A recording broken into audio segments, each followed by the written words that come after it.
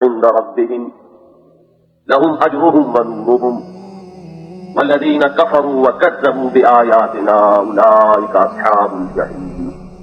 صدق الله العظيم. رب اشرح لي صدري ويسر لي أمري واحلل عقدة من لساني يفقهوا قولي. حضرات، جب مجھے یہ معلوم ہوا کہ یہ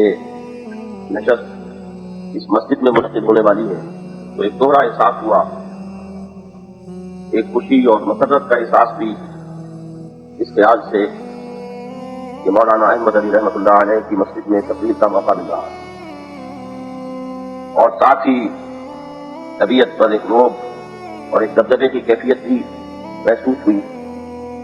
اور میں سوچتا رہا کہ شاید میں وہاں گفتگو نہ کر پاؤں۔ وہ جو حضرت موسیٰ علیہ السلام نے اپنی کیفیت بیان کی تھی کہ یضیق صدری ولا ينطلق لسانی، اس طرح کسی کیفیت میں اگرچہ حضرت مولانا رحمۃ اللہ علیہ کی صحبت سے مستفید نہیں ہو سکا، صرف ایک دو بار کی زیارت تھی، لیکن مجھے یہ احساس بہرحال ہے کہ اللہ تعالیٰ نے ایک ادنا سی نسبت مجھے ضرور عطا کی ہے، جس کا ایک مظہر یہ بات بنی کہ مولانا نے اس عرض لاہور میں 40 برس تک قرآن مجید کے درس کا سلسلہ جاری رکھا۔ میں نے جب یہاں سن 68 میں درس قرآن کا سلسلہ شروع کیا، مجھے معلوم نہیں تھا کہ مسجد خضرا کا سنگ بنیاد حضرت مولانا کا رکھا ہوا ہے۔ میں حیران تھا کہ میری رہائش اس وقت شہر میں تھی جسے ہم اسلام پورا کہتے ہیں، لیکن یہ ہے کہ جیسا کہ حفیظ جالندری نے کہا تھا کہ مجھے مسجد سے مکتب کی طرف تقدیر نے کھینچا، تو مجھے یہ اندازہ نہ ہوا کہ کیا سبب ہے کہ میری ان کوششوں کے لیے بجائے اس کے کہ وہیں کی کسی مسجد میں، کرشن نگر کی کسی مسجد میں کوئی مجلس بنتا، مجھے اللہ تعالیٰ نے مسجد خضرا کی طرف کھینچا، اور وہاں سے بحمد اللہ 10 برس ہونے کو آئے کہ وہاں ایک خدمت ہے جو مسلسل میں سر انجام دے رہا ہوں۔ اور مجھے جب بعد میں یہ معلوم ہوا کہ اس مسجد کا سنگ بنیاد حضرت نے رکھا تھا تو مجھے ایک اطمینان ہوا، اور میں نے اس پر اللہ کا شکر ادا کیا، اس لیے کہ یہ چیزیں عام مادہ پرستوں کے نزدیک تو شاید ان کی کوئی اہمیت نہ ہو، لیکن جن لوگوں کو یہ معلوم ہے کہ اس عالم کا ایک نظام تو وہ ہے کہ جو ہماری نگاہوں کے سامنے ہے، جو ہمارے ناپ تول میں آتا ہے، اور ایک اس کا باطنی نظام ہے، ہماری نگاہوں سے وہ اوجھل ہے، لیکن اصل نظام تو وہ ہے، اور اس نظام کے اعتبار سے ان چیزوں کی بڑی اہمیت ہے۔ تو اس اعتبار سے مجھے انشراح بھی ہوا، اور جیسا کہ میں نے عرض کیا، میں نے اس پر اللہ کا شکر ادا کیا، اور مجھے یہ یقین رہا، اگرچہ یہ بھی آپ کو معلوم ہے کہ ہمارے ہاں آج کل مسجدوں کا معاملہ بڑا مخدوش ہوتا ہے، چودراہٹیں ہوتی ہیں، رسہ کشیاں ہوتی ہیں، طرح طرح کے مسائل ہوتے ہیں، لیکن مجھے یہ محسوس ہوا کہ اس مسجد میں اللہ تعالیٰ نے کوئی خاص حالات پیدا کیے رکھے کہ مسلسل ایک کام وہاں پر ہو رہا ہے، اور الحمدللہ کوئی بات ایسی نہیں ہے کہ جس سے اس میں کوئی رکاوٹ پیدا ہوئی ہوتی۔ بہرحال آج میں اسے اپنے لیے واقعہ یہ ہے کہ بہت بڑی سعادت سمجھتا ہوں۔ میں ابھی مولانا سے پوچھ رہا تھا کہ کیا یہ ممبر وہی ہے، تو مولانا نے بتایا کہ نہ صرف ممبر وہی ہے بلکہ یہ گدیلا بھی وہی ہے، اور یہ لاؤڈ اسپیکر بھی وہی ہے۔ تو میں نے عرض کیا تھا کہ مجھے اس ممبر پر بیٹھتے ہوئے کچھ خوف کا سا احساس ہو رہا ہے، تو میں اگرچہ عام طور پر بیٹھ کر تقریر کرنا پسند کرتا ہوں،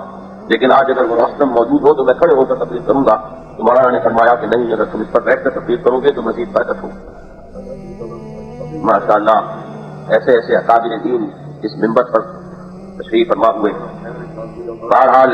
یہ بھی ایک نسبت ہے جو اس بندہ عاجز کو آج حاصل ہو رہی ہے، تو اس پر میں منتظمین جلسہ کا بھی مشکور ہوں کہ انہوں نے ایک ایسی تقریب پیدا کی کہ مجھے یہ سعادت حاصل ہو گئی۔ آج جو گفتگو کرنی مقصود ہے، اگرچہ جلسے کا موضوع صرف شہادت عثمان رکھا گیا ہے، اور یہ زیادہ تر ایک تاریخی موضوع ہے، میں یہ سمجھتا ہوں کہ اس موضوع پر مجھ سے بہت زیادہ بہتر روشنی ڈال سکیں گے پروفیسر اسلم صاحب، اس لیے کہ ان کا موضوع تاریخ ہے۔ میں چاہتا یہ ہوں کہ ابتدا میں حضرت عثمان رضی اللہ تعالیٰ عنہ کے مناقب اور فضائل کے بارے میں بھی کچھ بیان کیا جائے۔ اگرچہ باتیں بہت سی دفعہ زد ہو چکی ہیں، ابھی اس ننھی سی بچی نے جو تقریر کی، تو تقریباً وہ تمام باتیں کہ جو عام طور پر اس سلسلے میں بیان کی جاتی ہیں وہ اس تقریر میں بھی آ گئی، لیکن جیسا کہ آپ میں سے اکثر حضرات کے علم میں ہوگا، میں قرآن مجید کا ایک ادنا طالب علم ہوں، اور میں فضیلت کے اس موضوع کو بھی در حقیقت